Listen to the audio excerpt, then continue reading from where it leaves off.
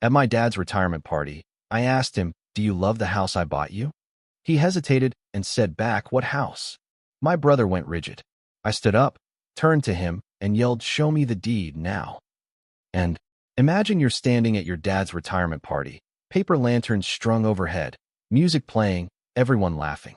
You step up, a huge smile on your face, and ask him, "So, Dad, how much do you love the new house I bought you?" He just blinks at you, utterly confused, and asks back, "What house?" The world stopped. My brother, Liam, froze. And in that moment, something inside me snapped. "Show me the deed," I yelled. "Now." My name's Evan. I'm 32. I'm an actor, commercials, bit parts, the usual grind. You know, the one who always lands on his feet. I can cry on cue, smile at a casting director who's just told me we're going in another direction. But at home, my role is simpler. I'm the family fixer. I book flights. I translate medical bills. I show up with takeout when money's tight. Dad still calls me kiddo, even now. Mom just laughs and says I act like a saint. My younger brother, Liam, he's different. He's the spreadsheet guy, the one who loves a binder and a lanyard. Calls himself a real estate person, which is, frankly, generous, considering he's never closed a deal without my money. The night it all blew up was Dad's retirement party. The VFW hall was decked out. A "thank you, Frank" banner stretched across the stage. Dad was hugging everyone, beaming. I'd brought a framed photo of him at 20, grinning in a hard hat, and I felt so proud, so happy. When it was his turn to speak, I just couldn't resist. I raised my hand like I was a kid again. "Do you like the house I bought you?" I asked him, genuinely excited. Then came his reply. "What house?" The room hiccuped. The chatter died. The DJ pretended to adjust his board. I turned to Liam. He was stiff, frozen, his jaw clenched just a fraction. Mom just stared at the cake like it had all the answers. "What house?" Dad repeated, softer this time, like the words themselves might bruise him. I stood up. My chair scraped loudly across the floor, a piercing screech in the sudden silence. "Show me the deed," I told Liam, my voice low but vibrating with something I hadn't felt in years. "Now." He tried to joke it off. "Evan, not here." "Here," I shot back, "because this is where Dad is. This is where the truth is supposed to live." Aunt Narain gasped. Uncle Joe muttered, "Jesus." The DJ killed the music entirely. Even the ice melting in the punch bowl sounded deafening. Liam's face did that thing I'd seen in auditions, a flicker, a switch, a choice. He smiled, a sickeningly smooth smile. "Sit down, man. You're making a scene." I looked at Dad. His hands were shaking, but his eyes were clear, locked onto me. "Son," he said. That one word. It was a trigger, a key turning in a lock I'd been ignoring for too long. The party didn't matter. The banner, the cameras, none of it. I wanted the deed. I wanted the truth that should have come with it. It didn't start at the VFW, not really. It never does. It started with 100 smaller things. Mom's gallbladder. I booked the surgeon, paid the deposit. Our old car died. I sent money to bridge them to payday. Dad slipped on ice. I took time off a shoot, slept in a plastic hospital chair for 2 nights while Liam, 2 towns over, just texted, "Keep me posted." "Evan's good at this stuff," Mom would say. "He reads the fine print." Over time, reads the fine print started to mean pays for whatever is written there. Then, my acting career finally started to pay off. 2 network commercials, a recurring paramedic role. I called Dad, bubbling with excitement. "I want to do something big for you." He laughed. "You already did, kiddo. You grew up." "No," I insisted, "a house." Silence. Then a soft, wet exhale. I had the money for a down payment. I had good credit. I had the kind of reckless optimism that makes people do kind things. Liam, my brother, piped up. "Let me handle the paperwork. I know the county clerk. Less hassle." He sent me a 30-item checklist. He was calm, efficient. He was my brother. We found a small ranch with a ramp, 2 bedrooms, perfect for when my sister's kids visited. "No stairs," Dad would say, like a prayer. Mom ran her palm over countertops, whispering, "Imagine Thanksgiving." I wired the down payment, paid the inspection, even ordered a new couch that didn't sag like a tired saint. Liam met me at a coffee shop, folders, and a pen he loved too much. "Moving fast," he said. "Seller wants to close by Friday." He slid papers across the table. "Sign here, here, initial there." I signed. He snapped a photo of me with the key for the family group chat. Mom sent heart emojis. Dad wrote, "Can't believe it. You sure we can afford this?" I typed back, "Yes, I've got it." Moving day was like a movie montage. Friends, pizza, a neighbor giving us mismatched mugs. I placed Dad's recliner by the window, hung a framed wedding photo of my parents in the hallway, made a dumb joke about the 70s. Mom cried into a dish towel. It felt good. 2 weeks later, a water bill arrived, addressed to tenant. Mom laughed. Weird, but it kept happening. Tenant, occupant, current resident. I asked Liam. Normal, he said, patting my head metaphorically. Bureaucracy is slow. The mortgage autopay came from an account I'd set up with him as co-manager. Easier, he said, than answering emails between auditions. He sent cheerful monthly summaries. All good. I skimmed. I trusted. Then the weirdness piled up. A letter from a bank I didn't recognize, addressed to Dad, with a 7-figure pre-approval. Mom mentioned a man who'd knocked, asking for the owner. When she said it was her house, he laughed politely and said, "I mean the owner." I asked Liam again. Deed should have posted by now. Clerk's behind, he said. Flip of the switch soon. I looked online. Nothing under Dad's name. But I found a parcel number attached to an LLC I didn't know. Merrill Lane Holdings. That's just a holding entity, Liam explained. Standard. Liability protection. You want Dad sued if the mailman trips. Julia, my girlfriend then, my wife now, stared at the screen. Why does the mailing address for that LLC go to a UPS store with mailbox number 214? Ask Liam, I said. She did. He replied, "It's fine. I wanted it to be fine.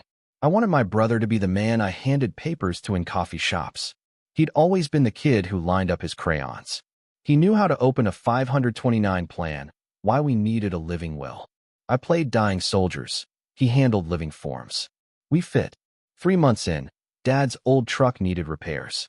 Use the emergency fund on the house account, I said. We can't cash flow, Liam said. I blinked. I've been funding it. Just timing, he claimed. A wire is delayed. My stomach went cold. Call the county, Julia urged. Ask for the deed status. I did.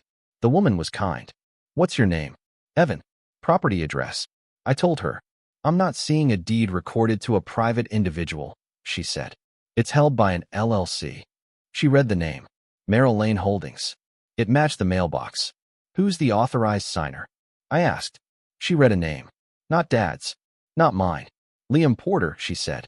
I hung up, collapsing onto my apartment floor, the cheap rug pressing a grid into my palms. I called Liam. Why is the deed in your company's name? He laughed. Oh my God, chill.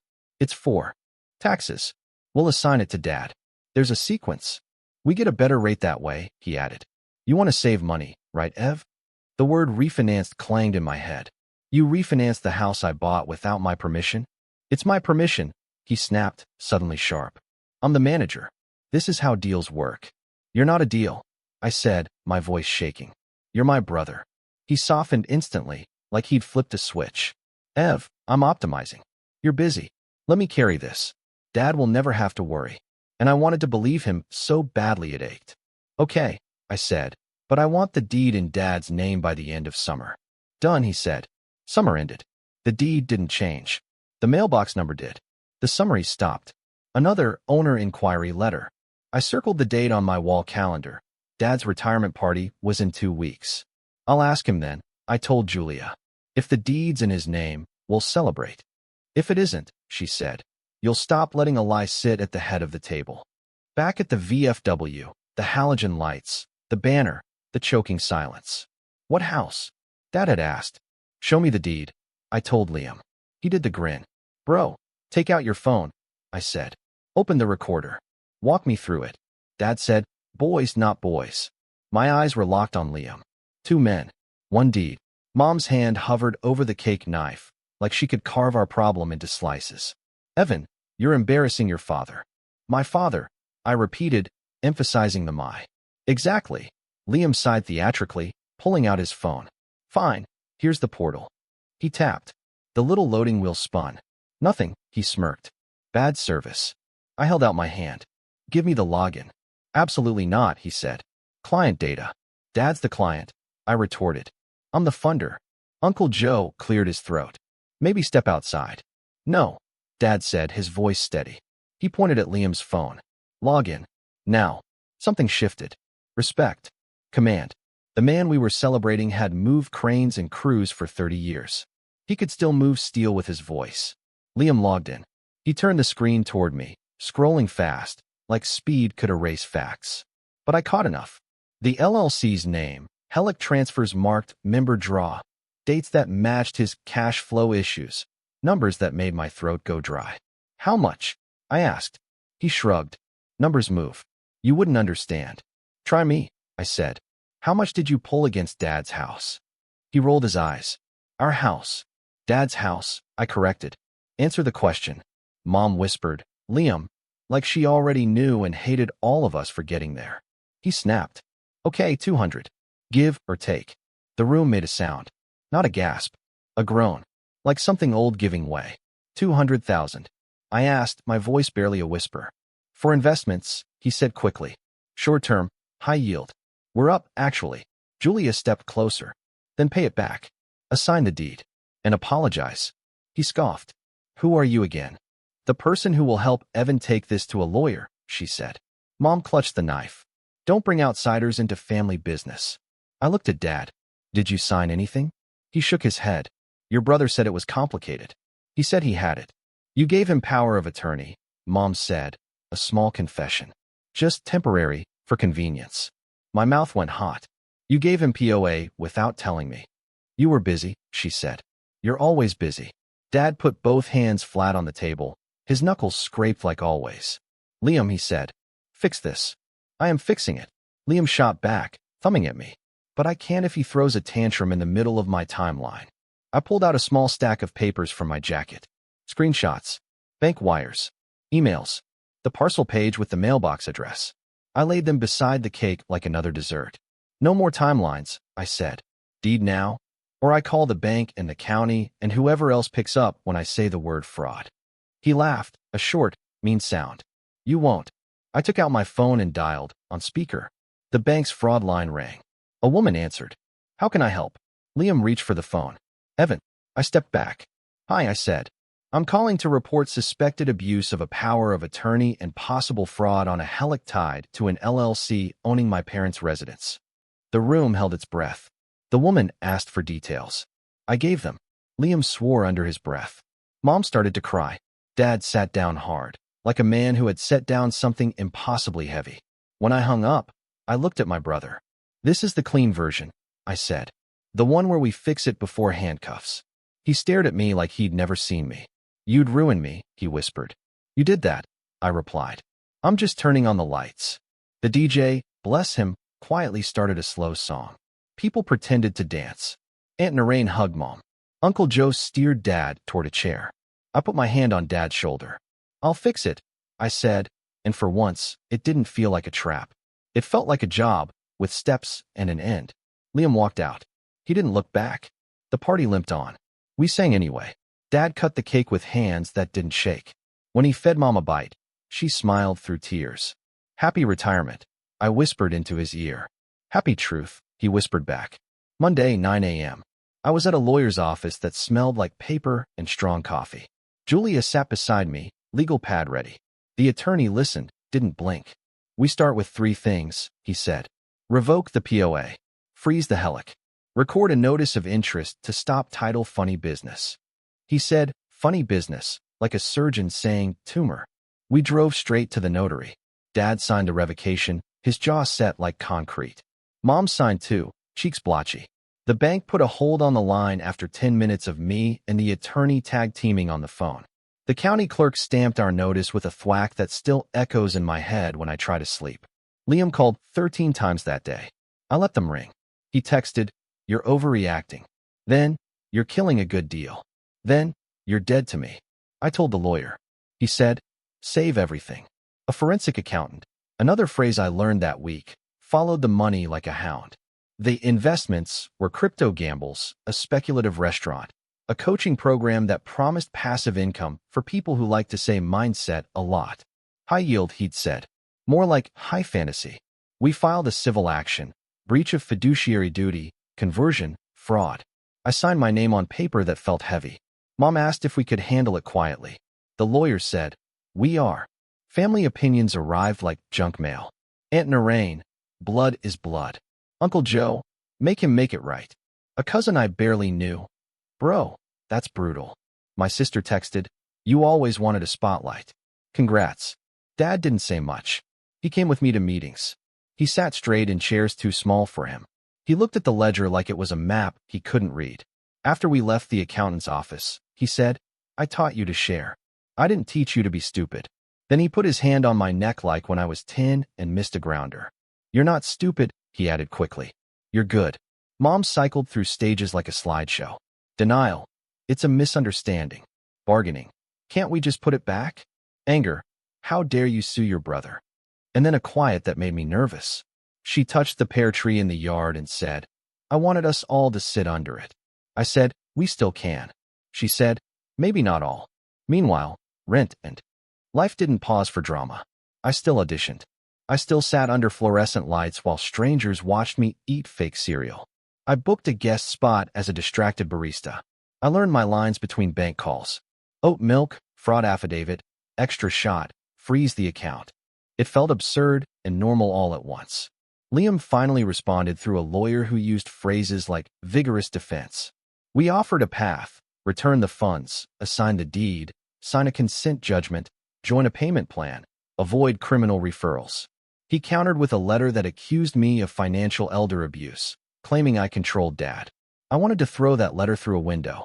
The attorney just said, "It's noise." We pushed discovery. Subpoenas went out. The mailbox rental company sent copies of forms with Liam's signature. The bank coughed up transfers labeled LLC to LP Personal. His real estate company had one asset, our house. His portfolio was a spreadsheet with colors and no cash. At home, pragmatic things kept me upright. We installed a deadbolt. Dad loved working with the big, friendly key. I labeled the breaker box. I taught Mom how to spot phishing emails, and she printed the list like a new recipe. Julia made soup and told me to nap. I didn't, but I liked that someone said it. 6 weeks in, the judge granted our injunction. The deed couldn't move. The helic couldn't grow. Liam texted traitor. I didn't answer. When he showed up at the house one afternoon, Dad met him on the porch. I watched from the window, feeling like a kid again. "I'm your son," Liam said. "I have too," Dad replied. Then, after a beat, "Don't come here without your lawyer." Liam laughed, a humorless sound. He looked at the pear tree, at the couch through the window, at the house that should have been simple. "You'll regret this," he said. Dad's voice was gentle and terrible. "I already do." That night, I sat on the floor beside the couch I'd picked, and Julia sat with me. "I feel like the bad guy," I said. "You feel like the adult," she corrected. "It's new." The civil case crawled, as cases do. We got a mediator. For hours in separate rooms, sending offers across a hallway like messages in bottles. Liam wanted me to drop the narrative on social media, even though I hadn't posted a word. I wanted a clean deed and a payment plan with teeth. We left with a tentative agreement. He'd sign the deed. Sign a confession of judgment for the helic balance. Pay over 5 years. If he defaulted, we could enforce without another fight. He signed. We recorded the new deed with Dad's name on it. The clerk stamped it and smiled at me like a person who's seen both kinds of stories. I took Dad to the counter. "Read it," I said. He traced his name with his finger, softly.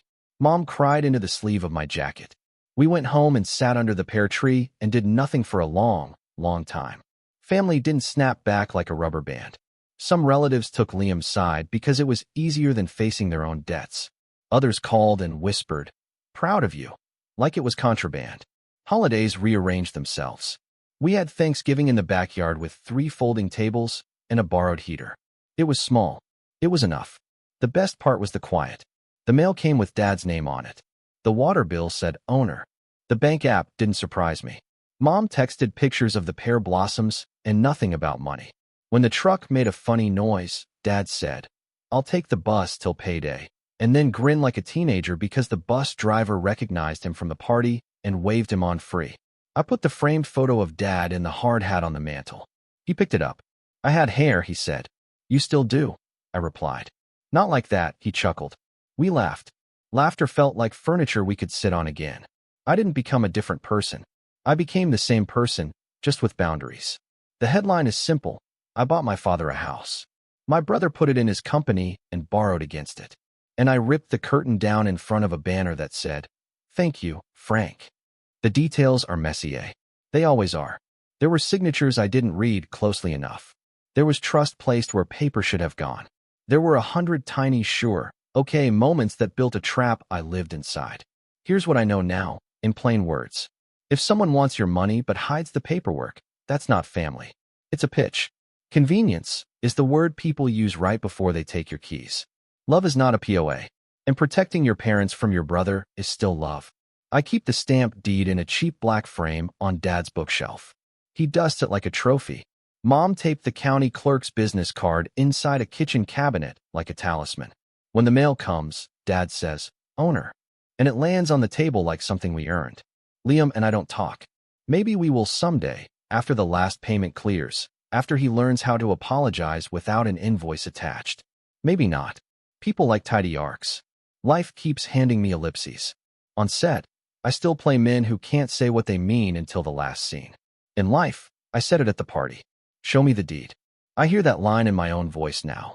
It's become a script I can use for other things. Show me the contract. Show me the terms. Show me the respect. Dad asks sometimes, "You okay, kiddo?" I say yes, and mostly mean it. On good days, I make eggs in their new kitchen and fix the wobbly chair and leave before anyone can hand me a bill. On great days, we sit under the pear tree and say nothing, which is a language we started learning late and speak better every week. If you're standing in a room where the music stops the second you ask for proof, listen to that silence. It's telling you everything. Ask anyway. Ask louder if they tell you to lower your voice. You're not ruining the party. You're turning on the lights. At my dad's retirement party, I asked, "Do you like the house I bought you?" He blinked and said, "What house?" I stood up. I asked for the deed. I got it eventually, with stamps and signatures and consequences. I didn't want a victory. I wanted a house with a pear tree and a man who could sit under it without wondering who he owes. We have that now. This isn't revenge. It's repair. And if you need a line for your own scene, take mine. Show me the deed. Then keep asking until the paper in your hand matches the promise in their mouths. What about you? Have you ever had to fight for what's right, even when it meant confronting someone you loved? I really want to hear your stories in the comments below.